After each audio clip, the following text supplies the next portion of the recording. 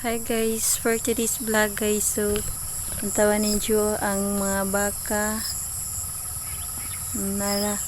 So dadan ho na sila og nangka, jackfruit. So I bring them jackfruit kung kinsay mukaon, kung mukaon ba sila og prutas nga jackfruit. So let's go guys.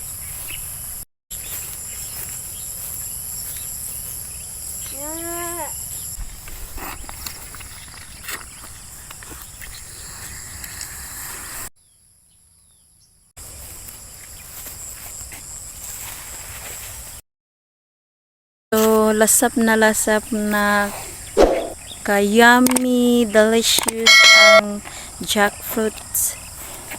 She felt that jackfruit is so yummy, delicious, guys. So, nantawa.